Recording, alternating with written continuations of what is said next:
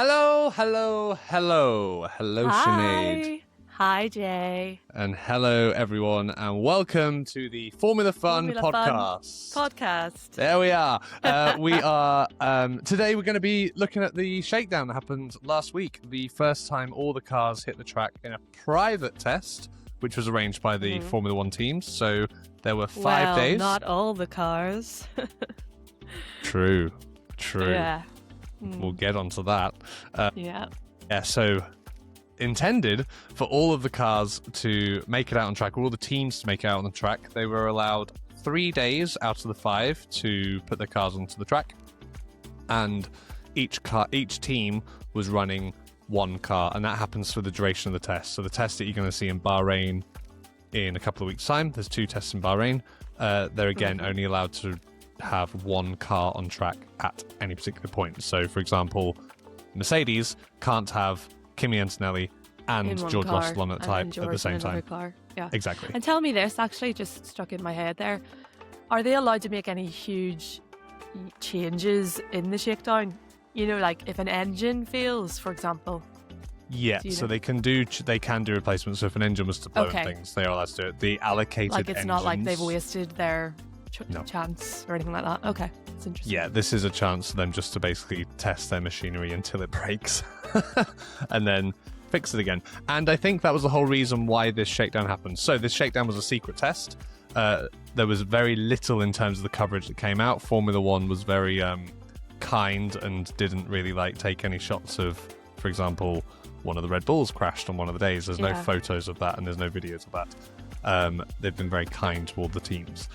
Because it was a secret test, there was... You would think that, you know, this day and age, it'd be quite hard to keep anything secret, you know.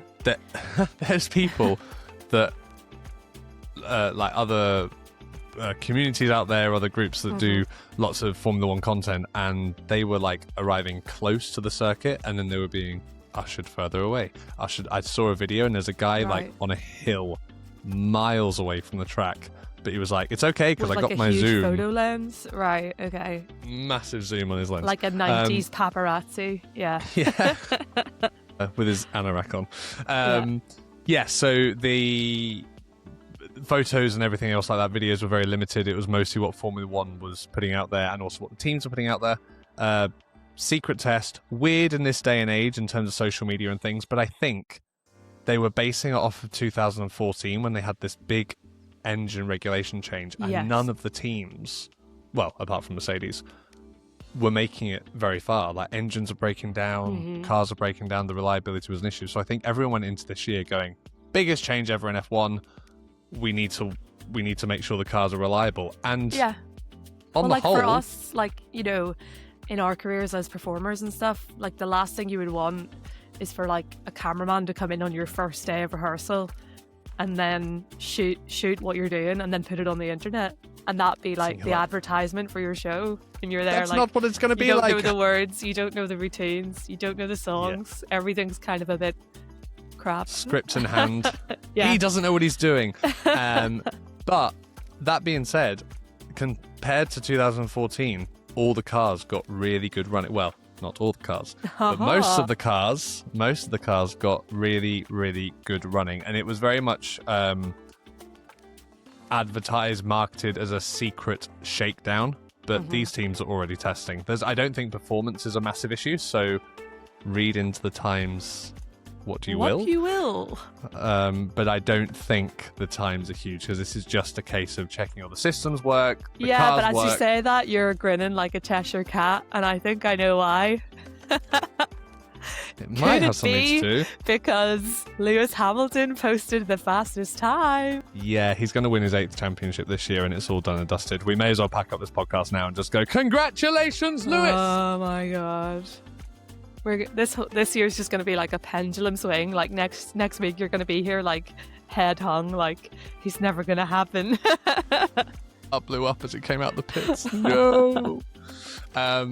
Okay, so we're going to break down all the teams and just have a quick chat about each one. Should be a relatively short episode today. But everybody that has been listening and watching, thank you so much for doing so. We really, really appreciate it. And we're seeing the numbers slowly creeping up. So thank you. Keep liking, subscribing, sharing, and doing all those things that you do on a podcast. Okay, first up, Sinead. Yes, so first up we have Mercedes, arguably the best team. I don't know if that's just like biased of me to just put that out there. George Russell. From what I've seen and what I've read, they are the favourites going into this because, as we've mentioned in previous episodes, they have somehow found a loophole with this engine. They've got a sort of a head start on everybody else. And even though they're one of 4 teams that are using that engine, they have the advantage of also being the team that made it, or the company that made it. So that's exciting. So, I mean, Williams had a pretty amazing run of it.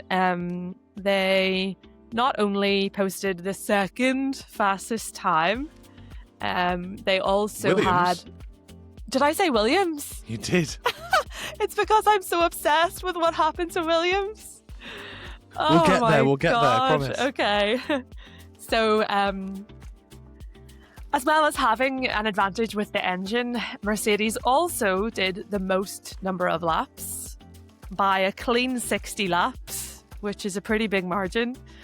And they posted the second fastest time, George Russell, by a mere 0.097 seconds, I believe. So it's also worth pointing out that lap time was set on day 4. Right. The track will have been at a much better condition on day 5. Right, exactly. Now, the shakedown lasts for 5 days, and obviously, Jay, you're always there to correct me if I'm wrong, but even though it's 5 days, each team only gets to run on 3 days. Correct. They can choose the days that they run on.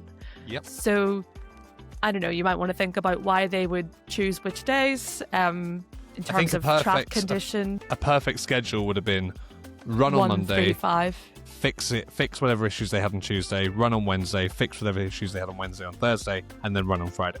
But because of timing, yeah, well, that would of be cars, the ideal situation, but obviously not all teams can just pick those days and then have an empty track on Tuesday and Thursday, because it doesn't work like that. Sorry, it does. We'll go back. It does work like that. But they don't get to choose the days. See, this is why we're doing this. I don't know. We should go back and then I'll correct or should we not? Should we go back? Because, I don't know. Sure. Yeah, fair. Okay. This isn't Formula Experts with Jay and You know Sinead. what? Yeah, fair. Formula None. Am I right? Formula None. Formula None idea. 1.5. Okay, so the teams could select what days they wanted to run. So if that meant there was an empty track on one day, so be it. It was a private test that the teams sort of had control over. There was no procedures or rules that were written down. So they could have chosen. But I think because, whether it's crash tests or systems checks or building the car, some people were just later than others. Yeah. Okay. There you go. There you go. Well, but yeah, Mercedes did a great job. Really good job. They did such a good job that they decided not to run on Friday because they felt like, we don't have to do that. We're just gonna leave it there. I mean, that's a flex. They ran on Monday, then they took Tuesday off because it was raining. Then they ran on Wednesday, I think with the intention of going Thursday, we'll see if there's any issues with the car. Right. There weren't any. So they went, we might as well run again. Yep. And then they just had a day off, I would imagine. They don't work very hard, so I probably just sat in and watched Netflix. Yeah. They watched Drive to Survive last season just to go, what happened again? Yeah. I cannot wait for the new season to come out. And this will be my first experience properly of watching the season, knowing I knew what happened before, but having watched it in real time to see how they dramatize it. Yes, how they manipulate it to make it better television. So that'll be interesting. Although I don't know if Will Buxton's going to be there. And Will Buxton is like the guy, but he's gone to NASCAR now. God. Or IndyCar, sorry. He's gone to IndyCar. Will and when he's Buxton. like, so in Q3, they have to post a faster lap time. Okay. Did you watch Traders this year? I did. The guy who was from here, Matthew, that was one time Tobias, my partner, pointed out to me that he is Will Buxton of Traders. And it was like, then every time it cuts to him, he's like, so we had to go on a mission. Like he just, every time they showed him, he was just recapping what we could all see on the screen. It's like, and once Tobias said it and pointed it out, I was like, can't unsee it now. From an editor's point of view, that's a dream, right? Because they can just put the challenge over the top of him to narrating it. They're like, easy, and Claudia, take the day off. Exactly. And the thing is, like, it was always him. It was never any of the other, so it clearly, like, they didn't tell him to do it. It was just like his approach was like, just his personality. So it was quite Love funny. that. But coming back to Formula None, fun, 1.5, Mercedes were, very strong. Very, very strong. And I'm sure from what we've seen, they're going to have a very, very strong season. Next up, Ferrari. Boop. We did say that Mercedes are going to have a strong season, but don't read into the timings, everyone says. But therefore, I'm going to not take any of that into consideration and say Lewis Hamilton got the fastest time of the whole week. They also got the second most amount of laps. So what did you say Mercedes got? They got 500. 500. And Ferrari got 440. So considering on Tuesday they ran in the rain, which only 2 teams did, that was Ferrari and Red Bull. So they won. They have experience in the rain. So if it rains at the first race in Australia, they're going to win. Is it going to rain though in Australia? It did last year. Huh? And then on the fifth day, on Friday, right at the end of the day, Ferrari went, let's take some headlines, let's throw some soft tyres on, which are the fastest. And then Lewis Hamilton put the fastest lap of the week in so far. So good marketing decision as well. Yeah. Very good marketing decision, and it has lured me into a false sense of security that maybe Lewis Hamilton will get the 8th title, especially when you see Charles Leclerc down there in 4th.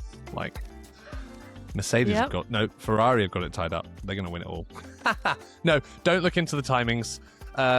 The times are a few seconds off what they were for qualifying last year in general, but I think Ferrari... That's to be expected, really. Yeah, of course. Well, it's going to be expected anyway because the cars are going to be slower. I think they're faster but in terms of like just the tech and stuff that they have, the levels of downforce has gone, so in terms of corner speed, they'll be a bit slower this year, but they will be faster on the straights, and I dare say in a couple of years' time when everyone's really refined these regulations, we're probably going to have lap the times fastest that are times that we've closer. ever seen, maybe. But Ferrari, I think, had a really solid test. Both drivers have said they've got lots to work on. They know what to work on, but they've also both said that compared to last year, this has been night and day change. Yeah. So, yeah, potentially exciting news for Ferrari and Ferrari fans and Lewis Hamilton fans, and also Charles Leclerc fans as well. Okay, that's Ferrari. That's Ferrari. And then we had McLaren, our current reigning Constructors Champions and World Champion and third place champion.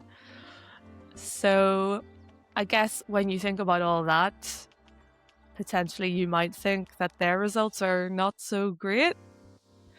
We had Lando Norris coming in 3rd.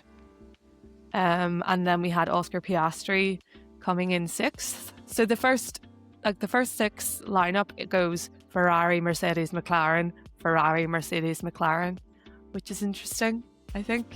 They're like parallel to each other. I'm not sure that there was much that happened with McLaren that we weren't expecting. How many laps did they do? Oh, 291. Not as many. They had an issue one of the days, so it cut their running very, very short. But the following day, they got back on running and everything. And they nailed it. Yeah. Yeah, it was a lot better. Running really well. Yes. Yeah, they ran a special cameo livery, so it wasn't the livery that you're going to see on the car. I saw it was like this. a black.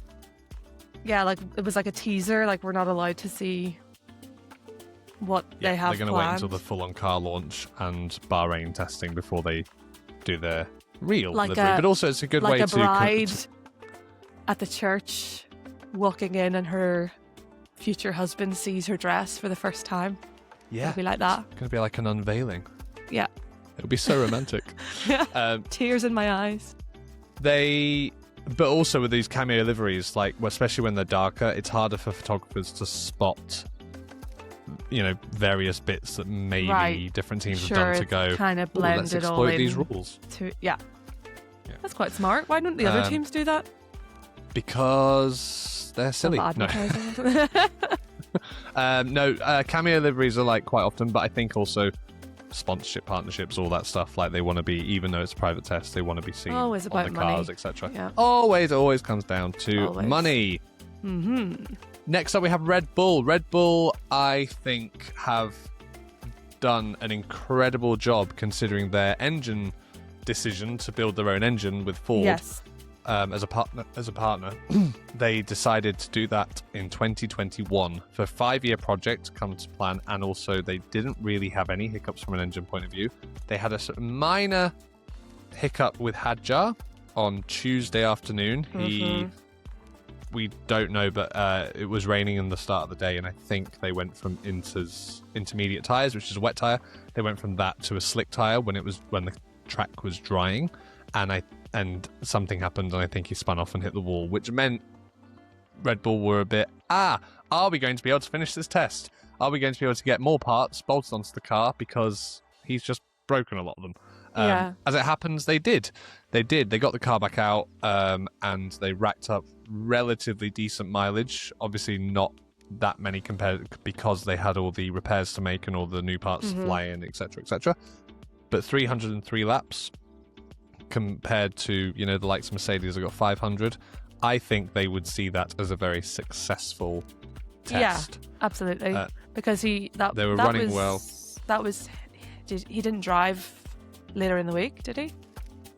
Or he was back in the car. He was able to get back in the car and get some more laps. I really hope that this is not an indication of the seat of doom that we discussed in the last few episodes. Let's see. First outing, and he smashed it into the barrier. Mm-hmm. No, I'm sure it's not. I'm sure it was just the track conditions. I have every hope that Hadjar's going to do good this year. I think it's a learning season for him. He was a rookie last year. To throw him into the big boy seat is a big step, but I think he'll be just fine.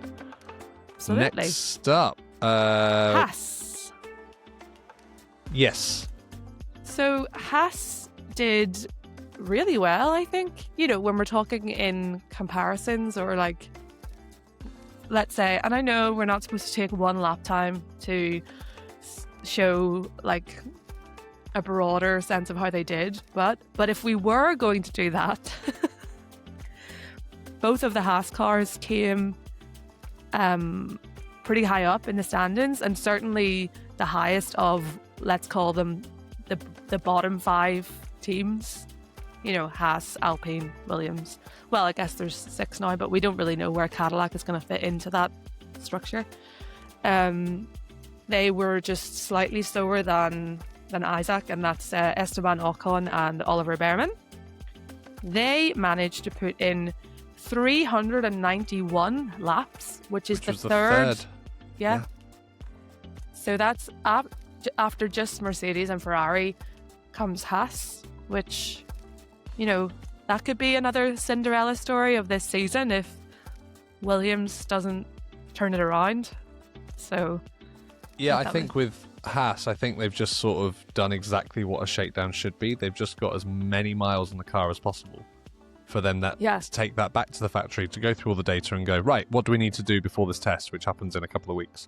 So yeah, I think a lot of these teams are walking away really happy, considering how monumental this regulation change is. They have walked away happy, going, done 391 laps. Amazing. What can we fix? yeah, that's pretty much all I've got for Haas. Anything else Yep. on Haas? No, I think Pretty much the they're same. pretty much the same. Yeah. Moving on to, I've got Aston Martin. Okay. Yes.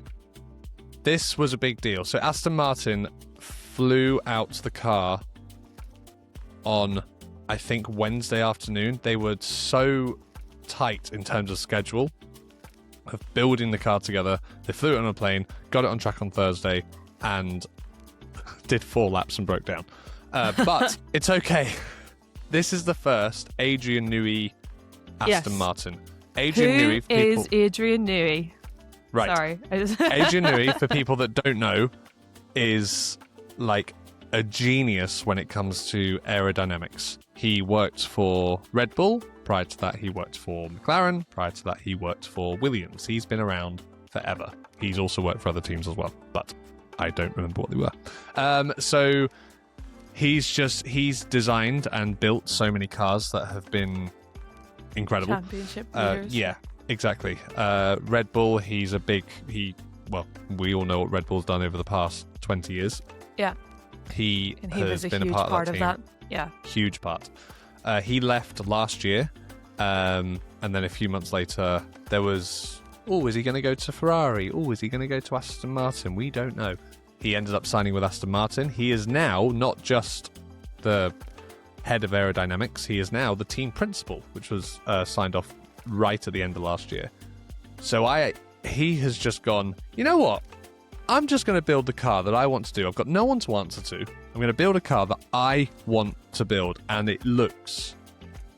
A Formula 1 car looks like a Formula 1 car. I get that. But in terms of some of the intricate details, it looks different, I think. The nose at the front is wider than the others, and the suspension at the back, I have heard somebody talk very technical about this. It's usually the suspension is bolted to the middle of the car, and it goes out to the wheels. This is bolted to the rear wing, which means it also, the actual mechanism of the suspension will also turn into sort of a mini rear wing to help with downforce, which is genius. But in terms of how structurally, how strong that needs to be in order to hold the suspension up, I mean, I'm sure it caused multiple headaches, but they've done it. And then, so they got out on track on Thursday, 4 laps broke down.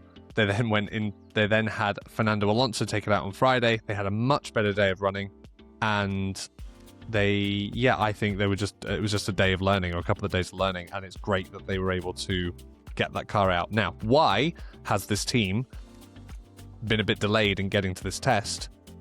Well, as much as they've had a completely new design philosophy of car, as they all have, they also had a completely different engine this year. So last year they were running Mercedes engines. This year they've gone to Honda. Honda withdrew from Formula 1 when they were powering Red Bull. They were a name on the Red Bull car for the last 2 years, but Honda themselves withdrew. They didn't want to be a part of Formula 1 anymore.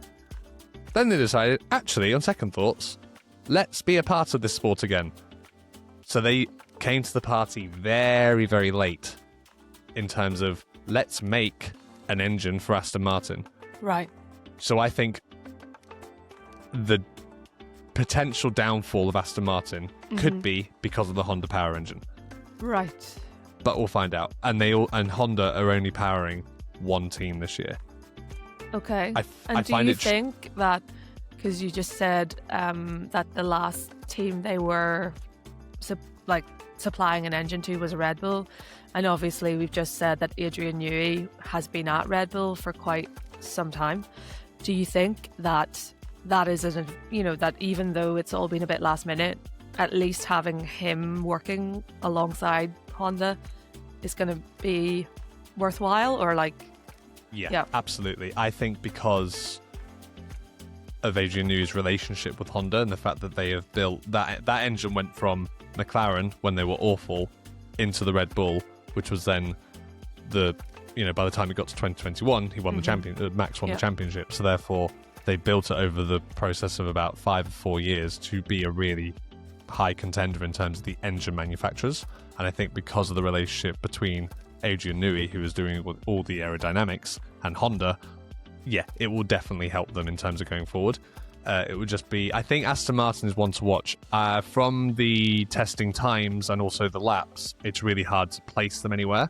But I think it's a big question mark, but an exciting question mark, because could lead on to cool things, could be an absolute flop. I don't think an Adrian Newey car will be a flop, but we'll see. Great. Okay, so then moving on, we have Alpine, who had an absolute shocker of a season last year. I don't think, am I right in saying they didn't have a single point? Well, Colapinto didn't have a single point. Yes, and Gasly had a few. Score very many. Yes. So that was a shame.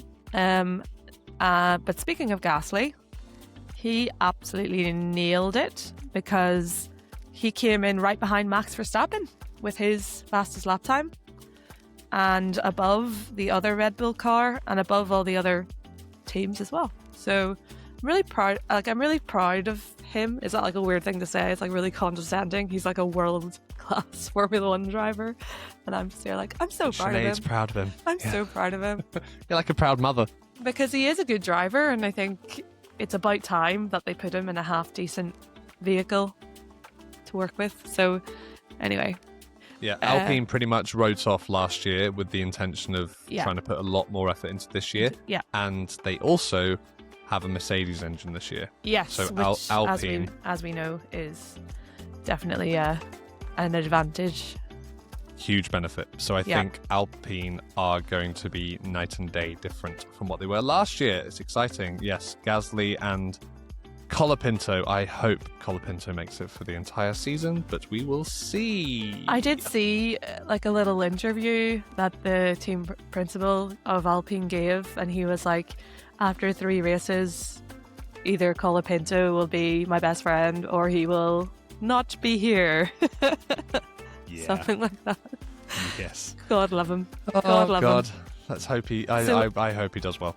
In terms of number of laps, Alpine came in 4th, just behind Haas with 349 laps.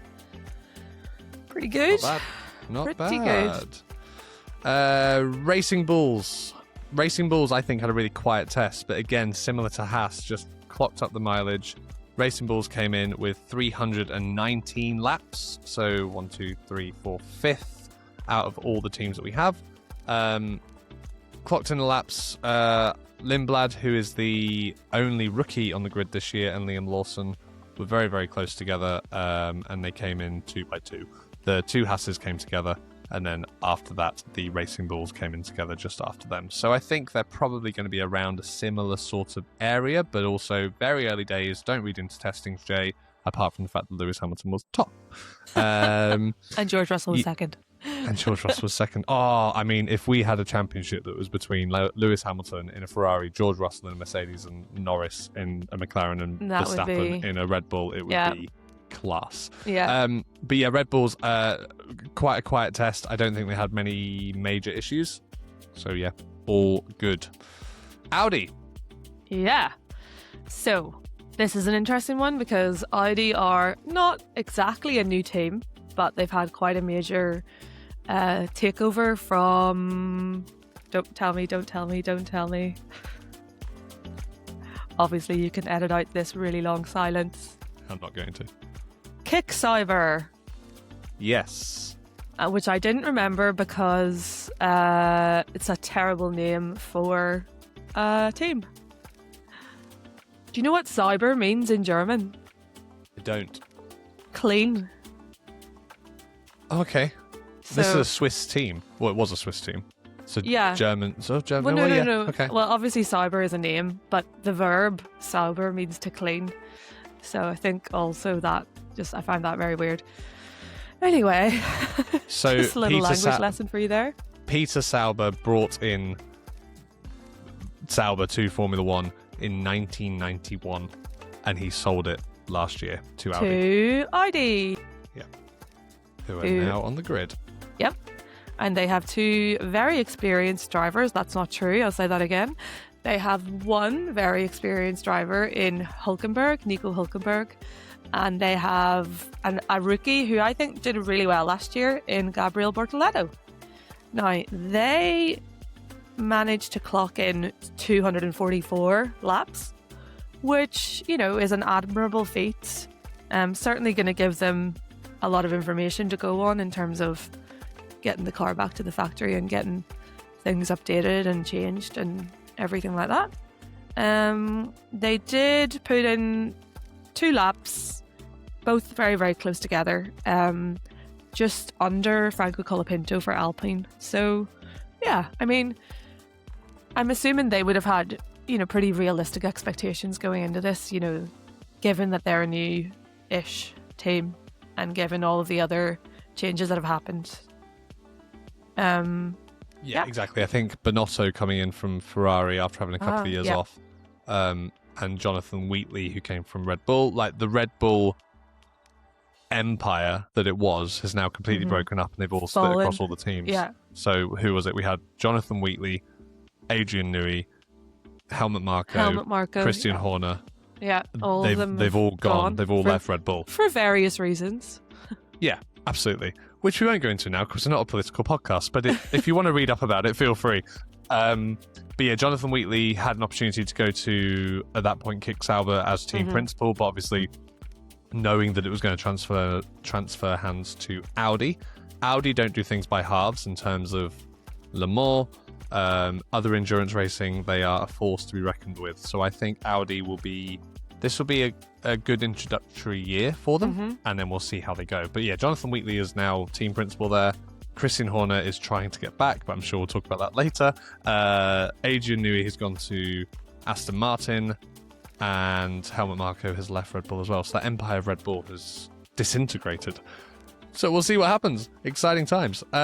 Next up, we have Cadillac. Whoa. Cadillac, brand new team on the grid. This was their first opportunity to be in the paddock with the car and all the other cars around them as well.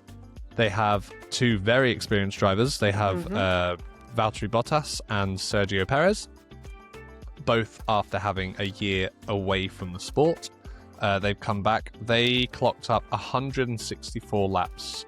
Both Cadillac and Audi. Maybe Haas caused red flags for breaking down, reliability issues, something going wrong. I could be wrong about Haas, but I know that Audi and Cadillac both definitely caused some red flags throughout the session, or the sessions. Yeah, Cadillac, this is a learning year. They're not going to come out and win the championship. They're going to learn, and hopefully build up a bit of momentum as we go. And I think having Bottas and Perez alongside is going to be good. In terms of timings, they were quite far down the bottom. In fact, they were pretty much last. We have Lance Stroll, but he was doing very much installation laps. But apart from Lance being dead last, we had the 2 Cadillac drivers, and they did 164 laps, as mentioned. Cool. That's all the teams. That's all the teams. Those are all the teams that turned up to Shakedown. Thank you very much for listening, and we'll see you soon. It is all the teams that turned up, for sure. You're not wrong about that. But there is an 11th team that will hopefully be participating in Formula 1 this year, and that is my beloved Williams, Alexander Albon and Carlos Sainz. What a pair. But unfortunately, Williams released a statement very close to, I think maybe the day before Shakedown kicked off, to say that they would not be coming to the Shakedown or participating in it, and that they would be making an appearance at the first test. Which they only confirmed a couple of days ago that they definitely will be at the first test. Yeah, because everyone was freaking out. Now, as you can probably imagine, they haven't given away too much information about what's going on, because it's, it wouldn't be a good move strategically for them to do that. And we actually, Jay and I we were just chatting before we started recording here, wondering if the statements they've given are sort of true to form, or if they're secretly really panicking about what's happening and they're trying to put on sort of a united front. Or has James Vowles found a loophole in the regulations? Have they gone, you know what? we've got something special here. Let's wait. Let's not even do the show our shakedown. hand. Let's not show our car until right at the last minute when none of the teams can copy us, and let's decimate them all. Right. I never thought about that. He's playing 4D chess, is what you're saying? He could be. He could be. Like, if any of the team principals could achieve that, it would be him, because he is like a genius. You're just dreaming now. Just see you looking into the Could you distance imagine, like... though? It would be amazing.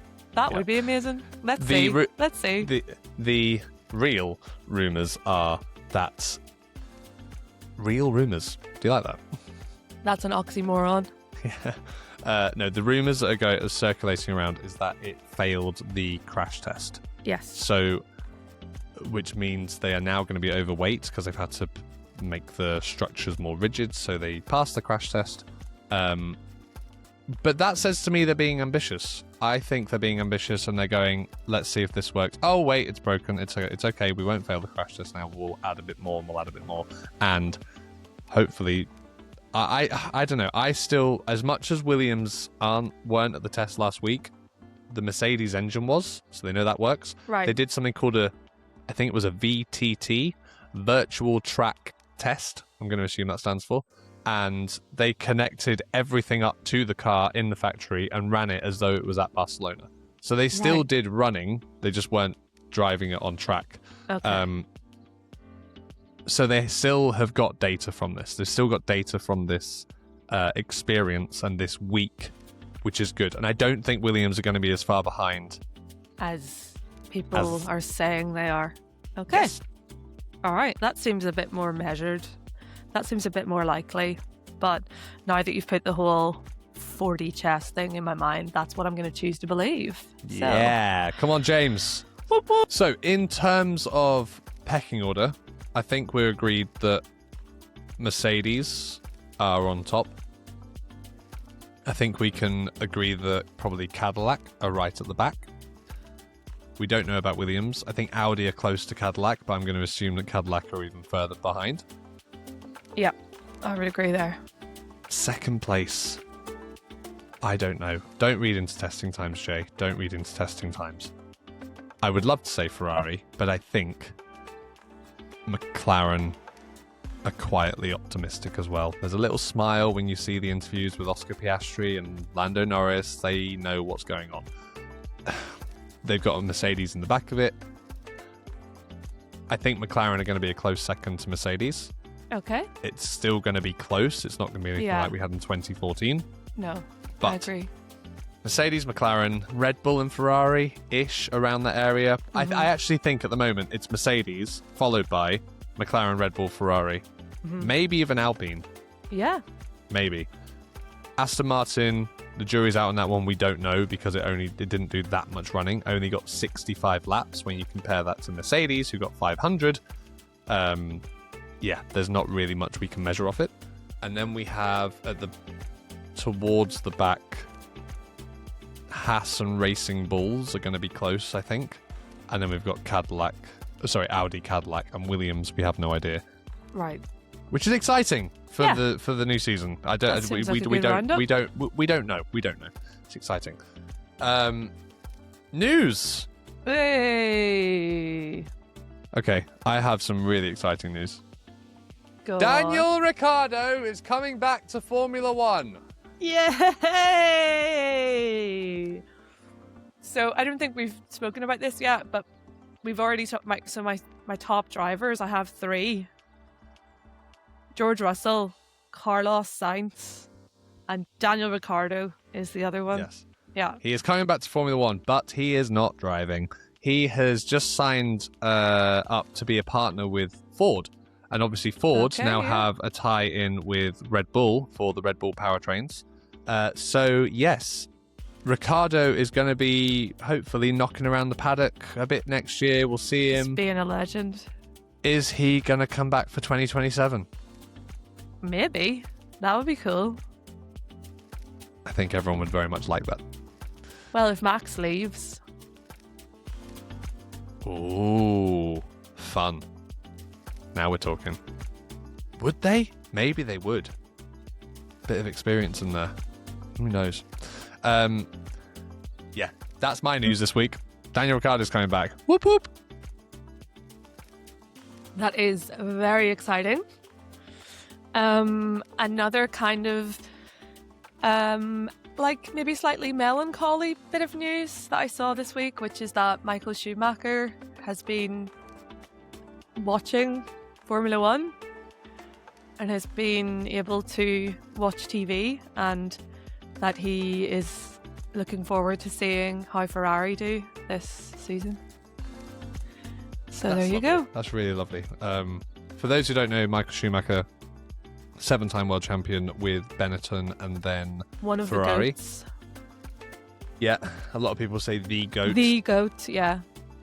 He left Formula One and then came back when Mercedes announced, and he started with Mercedes, and then Lewis Hamilton took Michael Schumacher's seat when he decided to retire for the second time. Later on that year, he had an accident and has not been in very good health since. But that's really lovely to hear that it's improving. Really lovely to hear. Yeah. So there you go. Lovely.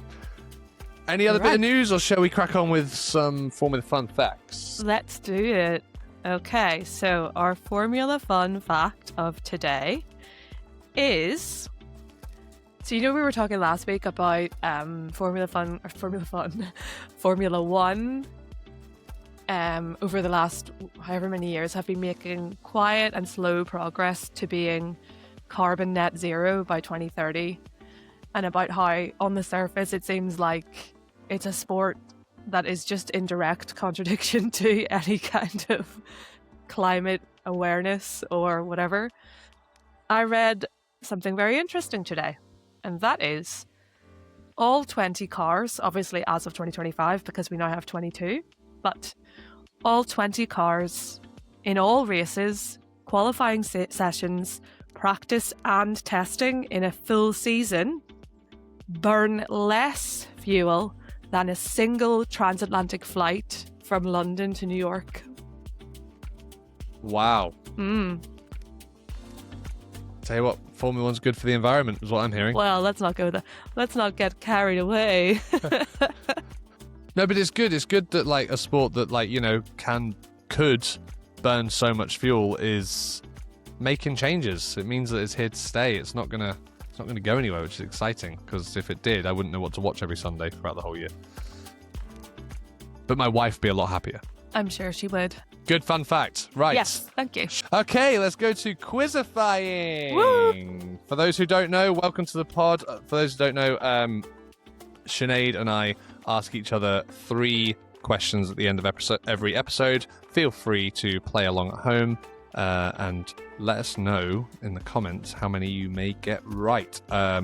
So far, I have got about 1 correct because Sinead's book of Formula One is so obscure that I've got no idea. But today, I'm going to go first.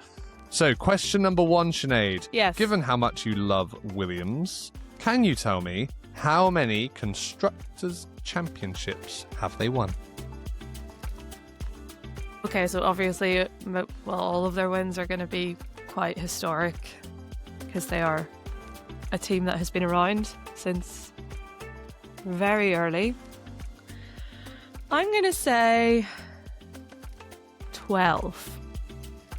You were very close. It is not 12, it is 9. Okay. But not bad. All right, yeah. Not bad at all. Yeah, I'm good happy with good that. effort with that one. Yeah. Very good effort. They won, I'm going to tell you right now, they won 1980, 81, 86, 87, 92, 93, 94, 96, and 97. So very much 80s and 90s champions. Yeah. Yeah. All right. Next question. Considering you watched Formula One a lot last year, I want you to tell me which driver won the most races? Piastri. Incorrect. Damn it! Is Can it we give it the another stab? obvious answer? Which would be Lando? no. It was Max Verstappen. Oh, of course it was. He won 8. course. He won 8 races, but as we all know, he did not win the championship. It went to No, he Lando did not. Norris and McLaren. Okay, question number 3. What was Aston Martin known as before it was Aston Martin? They rebranded to Aston Martin in 2021. But can you tell me? Actually, you know what? There's 2 names that could come out here, and I'm going to accept either one of them. So, can you tell me who they were before Aston Martin? I do know this, but I am drawing a blank.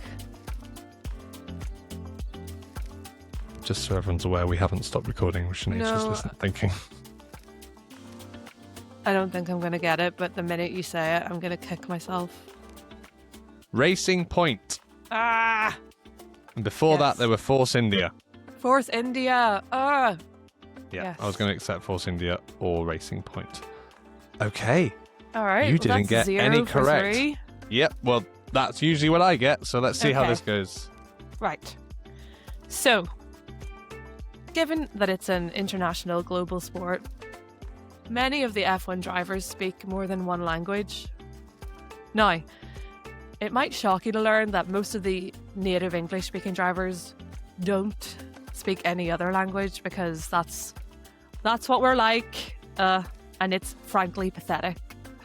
However, 2 of the drivers speak 4 languages. Okay. One of them is Fernando Alonso. Can you guess who the other one is? Of the current grid, of course. Not Current grid. well, the 2025 grid. I feel like it's going to be someone like... Because I know Sebastian Vettel spoke a lot of languages. So a lot of the grid are English. Or Australian. Well, there's one Australian. I don't think it's Oscar Piastri. Liam not Lawson's Russell. also Australian, but you forget He's about New him, Zealand. don't you? It's Kiwi. All It's right, Kiwi. well, whatever. Yeah, sorry. Uh, Sorry, all Kiwis. Could it be... Could it be Max Verstappen? It isn't. However, I do appreciate that this is a hard question because many of the other drivers speak 3 languages. Mm-hmm. As in, many of the other drivers that aren't English speaking, if that makes sense. Can you tell me his nationality? So his mother language is French. So that's 2. No, it's 3. Yeah, it is 3. Yeah. Ocon. Yes! Yes! Ocon speaks French, English, Italian, and Spanish. Lovely. So there you go. Yeah, I feel like Ocon would... Yeah, he looks like a guy that knows more than one language. Well, more Yeah. than 3 languages. Yeah. Thank you. Okay. You're welcome. As of 2025, who is the only driver to have finished on the podium in every single race of the season? The most obvious answer is usually the right one. Max Verstappen. No. Lewis Hamilton. No. What? Oh, as in last year? No. As in ever. There's only one driver ever who has finished on the podium in every single race of the season. Lewis Hamilton. He didn't get a single podium last year. Has finished on the podium every time he's competed in a Formula 1. In a single Season. season. So he was on the podium for every race of a single season. Michael Schumacher? Yes. Ding, ding, ding, ding, ding. Sorry, I thought Maybe you meant it was a out of badly all worded of the question. tracks. Yeah, I thought you meant Sorry. like out of all the tracks, who's finished on the podium, all of them as of the season was 2025. Gotcha. So therefore I was like either Hamilton or Verstappen. But yes, Yeah. okay, Schumacher, yeah, okay. Yeah. Cool. So, in an average race, on average, how many times do the drivers shift gears? Now, I'll give you 3 options. Is it 400? Is it 1300? Or is it 3500? 3,500. Correct. Yes. Well done. And an extra little tidbit, at the Canadian Grand Prix, the drivers shift every 1.3 seconds on average. Wow. So that's like 6,000 almost. That's a lot. Yeah. Okay. Can you tell me how many gears are in a gearbox of a Formula One car? I mean, it's either something that's like ridiculously low or ridiculously like high. Or is it 6? It's not 6. 15. 8. There we go. Yeah. We've We're learned a lot learning today. We're learning. Yeah. Love it. Wonderful. Okay. I think, Sinead, it's time to box. So we'll nip into the pits for a whole week and we'll come out next week firing all cylinders, talking more things Formula One. We'll probably do another chat on the other teams that are yet to launch because they're launching this week before the test in a couple of weeks' time. But you have been listening to the Formula Fun podcast, where Jay brings the formula and Sinead brings the fun. See you later. beep beep.